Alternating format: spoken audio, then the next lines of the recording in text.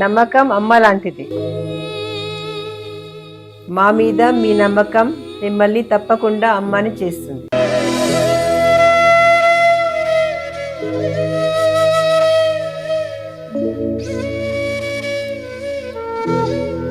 నేడు ఎంతో మంది మా మీద నమ్మకంతో అమ్మాయారు. మీకోసం అమ్మతనం ఎదురు చూస్తుంది. వివరాలకు సంప్రదించండి. Kiran infertility centre, Hyderabad, Bengaluru, Chennai, Delhi. శ్రీమాత్రే నమ. జయ గురు దత్తాత్రేయ నమ. ఈ వీడియోలో మనం ఫిబ్రవరి 23 నుంచి ఏప్రిల్ 2వ తారీఖు మధ్యలో, అంటే సుమారుగా ఒక 39 రోజులు 40 రోజుల పాటు కుంభరాశిలో రాహు కుజ గ్రహాలు కలిసి సంచరించడం జరుగుతుంది. అయితే ఈ 2 గ్రహాలతో పాటు ఒక బుధ శుక్ర రవి కూడా కొంతకాలం పాటు సంచరించడం జరుగుతుంది. అయితే ప్రధానంగా ఈ కుంభరాశిలో రాహు అన్నది స్వక్షేత్రం. అక్కడ ఈ సంవత్సరం అంతా డిసెంబరు నెలాఖరు వరకు అటు ఇటుగా రాహు కుంభరాశిలో సంచరిస్తూ ఉంటాడు. అయితే రాహుతో ఏ గ్రహం కలిసినా కూడా ఆ గ్రహ కారకత్వాల్ని రాహు స్వీకరించి తను ఇవ్వడం చేస్తూ ఉంటాడు. సో ఆ కారణం వల్ల ఏంటంటే, మరి ఈ కుజుడు స్వభావసిద్ధంగా తీక్షణ గ్రహం, చాలా తీవ్రమైనటువంటి గ్రహం. అటువంటి కుజుడు మరి రాహుతో కలిసి ఉండడం వల్ల ఈ రాబోయే 40 రోజుల్లో కుజుని యొక్క కారకత్వాలు చాలా వరకు ఇబ్బంది పడడం జరుగుతూ ఉంటుంది. అంటే కుజుడు సంబంధించినటువంటి వరకు ఏంటంటే సాధారణంగా వివాహ జీవితంలో ఉన్నటువంటి సమస్యలు, స్త్రీలకి భర్త యొక్క నడవడిక, భర్త యొక్క ఆరోగ్యం, యోగక్షేమాలు, అలాగే మిగతా వారికి ప్రమాదకరమైనటువంటి ప్రమాదాలు, అలాగే అన్నదమ్ములతో ఆస్తి సంబంధించినటువంటి విభేదాలు, అలాగే ప్రభుత్వ ఉద్యోగులకి ముఖ్యంగా ఈ పోలీస్ డిపార్ట్మెంటు, ఇన్కమ్ ట్యాక్స్, అంటే ఎవరైతే ఉత్సాహంగా అవుట్డోర్ వర్క్ చేస్తుంటారో యూనిఫామ్ వేసుకొని వాళ్ళందరికీ కూడా కొంతవరకు ఈ అపకీర్తి, ఇబ్బందులు రావడం, ఉద్యోగపరమైన సమస్యలు రావడం జరుగుతుంటుంది. కొన్ని సందర్భాల్లో న్యాయ వ్యవస్థ మీద, లా అండ్ ఆర్డర్ మీద ఇబ్బంది కలుగుతూ ఉంటుంది. వాటి మీద తిరుగుబాటు చేయడం, ప్రభుత్వ విధానాలకి వ్యతిరేకంగా ప్రవర్తించడం, అలాగే సాధారణంగా వ్యక్తుల్లో నీతి నశిస్తూ ఉంటుంది, అవినీతి పరంగా వెళ్తూ ఉంటుంది. ఎవరైతే సన్మార్గంలో వెళ్తున్నారో వాళ్ళు ఇబ్బంది పడుతుంటారు. అలాగే దుర్మార్గంగా, అలాగే దారుణంగా రౌడీయిజం చేస్తూ ఇతరుల ఆస్తి దోచుకుంటూ ఇతరులకు ఇబ్బంది కలుగుతున్న వాళ్ళకి ఈ సమయంలో వాళ్ళకి అనుకూలంగా కొన్ని గ్రహాలు, ఈ రాహుగ్రహం పనిచేయడం జరుగుతూ ఉంటుంది. బట్ ఏదైనా రాహుతో ఏ గ్రహం కలిసినా ఆ గ్రహానికి సంబంధించినటువంటి కారకత్వాలు ఇబ్బంది పడడం జరుగుతూ ఉంటుంది. అలాగే ఒకరి జన్మజాతకం అనుకుందాం ఉదాహరణకి, ఈ రాహుతో కుజుడు కలిశాడు అంటే స్త్రీల యొక్క జాతకం అయితే భర్త గారికి ఇబ్బంది కలగడం కానీ, నష్టం కలగడం కానీ, వ్యసనాలు పాలవడం కానీ జరుగుతూ ఉంటుంది. అదే శుక్రుడు రాహుతో కలిస్తే మగవారి జాతకంలో భార్యకి అనారోగ్యం కానీ, ధన నష్టం కానీ జరుగుతూ ఉంటుంది. అలాగే జాతకుడు నైతికంగా వ్యభిచార యోగం చేయడం, ఇతరుల మీద వ్యామోహం పెంచుకోవడం ఈ విధంగా జరుగుతుంటుంది. బుధుడు రాహుతో కలిసినప్పుడు మరి జాతకుడు అన్యాయ మార్గంలో ధనం సంపాదించే ప్రయత్నం చేస్తుంటాడు. అలాగే బ్లాక్ మార్కెట్ చేయడం, డాక్యుమెంట్స్ తారుమారు చేయడం, ఫేక్ డాక్యుమెంట్లతో రుణాలు స్వీకరించడం, ఈ విధంగా ప్రజల్ని మాయ చేస్తూ ధనార్జన చేయడం జరుగుతూ ఉంటుంది. ఇక రవి కలిసినప్పుడు కొంతవరకు వ్యక్తిగతంగా ఆరోగ్యం దెబ్బతింటూ ఉంటుంది, మంచి నేమ్ అండ్ ఫేమ్కి దెబ్బ తగులుతూ ఉంటుంది. అందువల్లనే ఈ గ్రహణం ఏర్పడినప్పుడు ఏ రాశిలో గ్రహణం ఏర్పడితే ఆ రాశికి పరిహారం చేయడం జరుగుతూ ఉంటుంది. ఈ విధంగా రాహు తన ప్రభావాన్ని ప్రతి గ్రహం మీద చూపడం జరుగుతూ ఉంటుంది.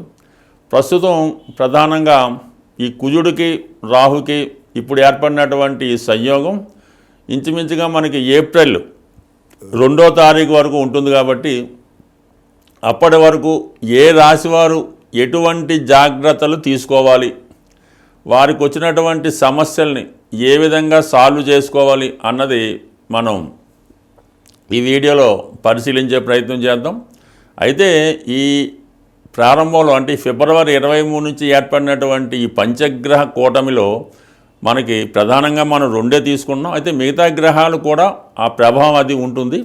అయితే మిగతా గ్రహాల మీద రాహు యొక్క ప్రభావం ఉంటుంది తప్ప రాహు మీద ఈ గ్రహాలు ఏమీ చేయలేవు. రాహు తన పని తాను చేసుకెళ్ళిపోతుంటాడు. అయితే ప్రధానంగా ఏమైందంటే గురువు యొక్క దృష్టి, మిథున రాశిలో ఉన్నటువంటి గురువు యొక్క దృష్టి ఈ కుంభరాశి మీద పడడం వల్ల ఏంటంటే చాలా వరకు వీటి యొక్క తీవ్రత తగ్గుతూ ఉంటుంది.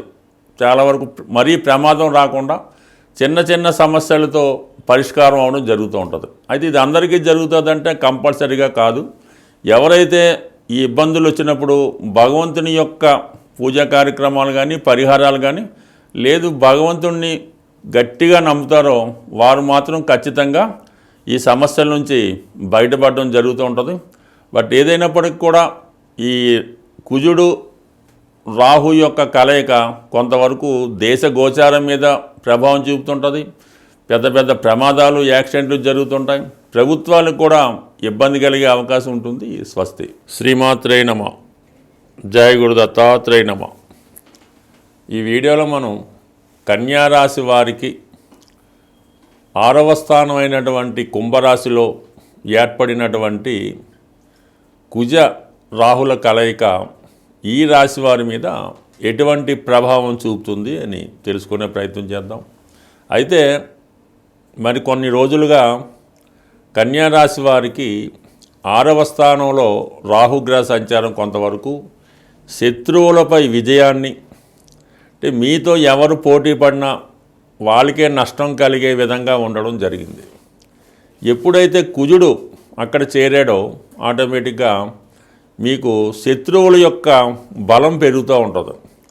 గతంలో మీ నుంచి నష్టపోయిన వారు కానీ మీతో పోటీపడి ఓడిపోయిన వారు, అంటే ఏదన్నా ఒక కేసు మీ మీద ఉన్నది, ఏదో దాంట్లో మీరు కేసులో మీరు విజయం సాధించారు, కానీ ఆ సమస్య అయిపోయింది అనుకున్న తరుణంలో మళ్ళా మొదటికొచ్చి వాళ్ళు ఏదైనా పైకోర్టుకు వెళ్ళడం, ఇంకా కొంతమందితో వాళ్ళు ఆశ్రయించి మీ మీద ఎదురు తిరగడం, ఈ విధంగా మీ మీద కొన్ని కొత్త కేసులు రావడం కానీ కొంత విధంగా మిమ్మల్ని నష్టపెట్టే విధంగా శత్రువుల సంఖ్య పెరిగే అవకాశం ఉన్నది. వాళ్ళు ఏదో విధంగా మిమ్మల్ని ఇబ్బంది పెట్టాలని మిమ్మల్ని నిరంతరం గమనిస్తూ మీ యొక్క గమనానికి మీ యొక్క ఉనికికి ఇబ్బంది కలిగే విధంగా ఉంటుంది. అంటే ఏదో విధంగా మిమ్మల్ని నష్టపెట్టాలి, మిమ్మల్ని కాంపిటీషన్ నుంచి సంపూర్ణంగా తప్పించాలన్న ఉద్దేశంతో మీ యొక్క అపోజిషన్ వాళ్ళు ప్రయత్నం చేస్తుంటారు. అంటే మీరు ఏ చిన్న స్థాయిలో ఉన్నా, ఆఖరికి సాధారణ చిన్న వ్యాపారం చేస్తున్నాం, పెద్ద ఇండస్ట్రీ ఉన్నాం, ఏదిలో ఉన్నా కూడా ఆ స్థాయిలో మీకు ఎక్కువ ఇబ్బందులు సృష్టించడానికి ప్రయత్నాలు జరుగుతుంటాయి. గతంలో అయిపోయిందనుకున్నటువంటి సమస్యలు తిరిగి మళ్ళా బయటికి రావడం జరుగుతుంటుంది. అలాగే ప్రధానంగా ఎవరైతే ఈ రాశిలో ఉన్నటువంటి స్త్రీలకి వారి యొక్క వైవాహిక జీవితంలో వాళ్ళ యొక్క అత్తవారితో కానీ భర్తతో కానీ ప్రాబ్లమ్స్ రావడం జరుగుతూ ఉంటుంది. భర్త గారు ఏదైనా వ్యసనానికి లోనవడం కానీ ఏదైనా ఒక కేసులో ఇరుక్కోవడం కానీ ఈ విధంగా కొన్ని అనుకోని చెప్పుకోలేని సమస్యల్లో ఆయన ఇరుక్కోవడం జరుగుతూ ఉంటుంది. కొన్ని సందర్భాల్లో జీవిత భాగస్వామి యొక్క అనారోగ్యం సడన్గా దెబ్బతిని అది చాలా వరకు ఇబ్బంది పెట్టడానికి కూడా అవకాశం ఉంటుంది. కాబట్టి సాధ్యమైనంత వరకు ఎవరైతే కన్యరాశిలో అనారోగ్య సమస్యలతో ఇబ్బంది పడుతున్నారో వాళ్ళు కొంతవరకు ఎప్పటికప్పుడు హెల్త్ చెకప్ చేసుకుంటే మంచిది. అలాగే ఏంటంటే మీరు ఇప్పుడు వైద్యం ఏమైనా చేసుకున్నప్పుడు మీకు సరైనటువంటి హెల్త్ ప్రాబ్లం, అంటే ప్రాబ్లం ఏదో డిటెక్ట్ చేయకుండా ఇతర రోగాలకి ఏదో వైద్యం జరుగుతూ ఉంటుంది. అసలు రోగానికి వైద్యం జరగకుండా ఉండే అవకాశం ఉంది. కాబట్టి ఏదైనా దీర్ఘకాలిక అనారోగ్యంతో ఉన్నవారు కానీ మీరు ఏదైనా హాస్పిటల్లో చెక్ చేసుకున్నప్పుడు మీకు ఫలానా ప్రాబ్లం ఉంది అని డాక్టర్లు చెప్పినప్పుడు సెకండ్ ఒపీనియన్ తీసుకోవాలి తప్ప అప్పటికప్పుడు మీరు తొందరపడి సర్జరీ చేయించుకోవడమో వైద్యం ప్రారంభిస్తే అది టోటల్గా నష్టపోవడం జరుగుతుంటుంది. కాబట్టి ఈ విషయంలో కూడా కొంత జాగ్రత్త జాతకుడు వహించవలసి ఉంటుంది. అయితే సడన్గా మాత్రం కొన్ని సందర్భాల్లో మీరు చేస్తున్నటువంటి ఉద్యోగానికి ఇతరుల యొక్క కుట్ర వల్ల ఉద్యోగం పోవడం జరుగుతుంటుంది. అంటే పోవడం ఎలా జరుగుతుంది? అది ఏదో ఒక ఇతరులు చేసిన తప్పు మీ మీద నేరారోపణ చేయడం కానీ మిమ్మల్ని ఏదో విధంగా బ్లేమ్ చేయడం కానీ చేసి మిమ్మల్ని మీతోనే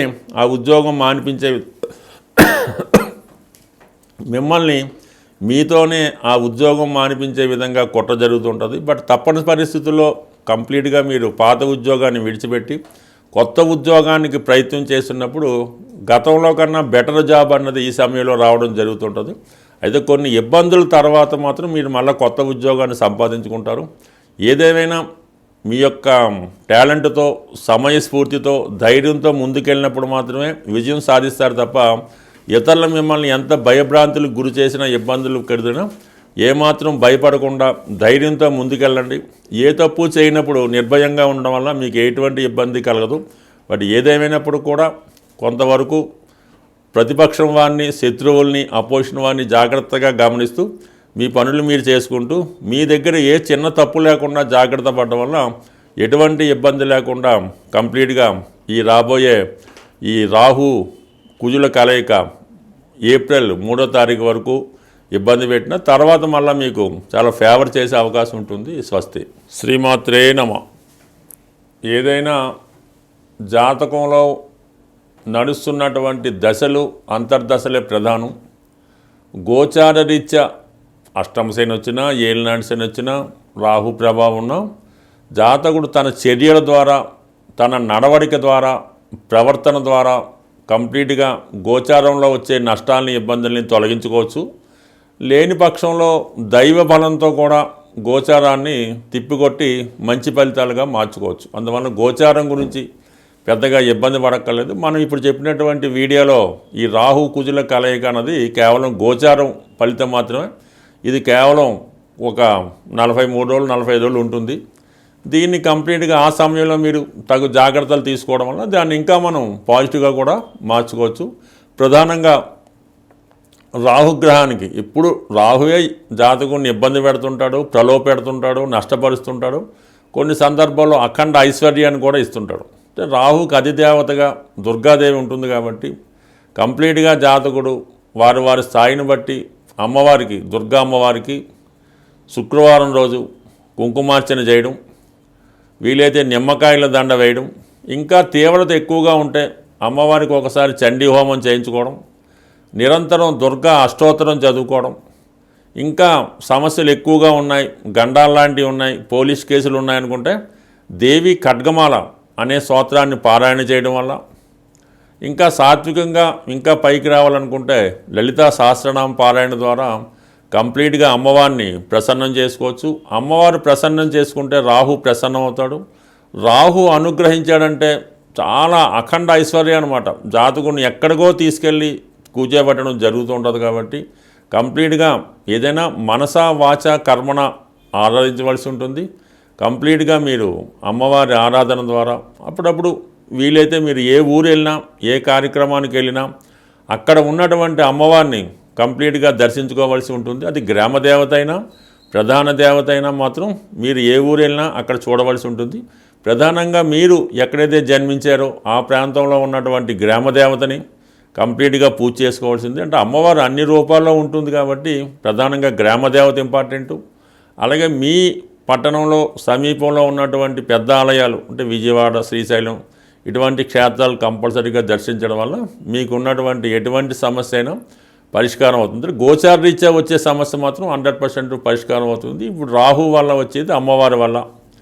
ఇక కుజుడు వల్ల వచ్చే సమస్య అన్నది ఆంజనేయ స్వామి ద్వారా, సుబ్రహ్మణ్య స్వామి ద్వారా, అంటే సంతాన సంబంధించిన విషయాలు, వివాహానికి సంబంధించిన విషయాలు, సుబ్రహ్మణ్య స్వామి వారి ఆరాధన వల్ల. అంటే మంగళవారం సుబ్రహ్మణ్య స్వామి వారికి చెరుకు రసం, తేనె, పానకం లాంటి వాటిలో అభిషేకం చేయడం వల్ల సుబ్రహ్మణ్య స్వామి ప్రసన్నుడు అవ్వడం జరుగుతూ ఉంటుంది.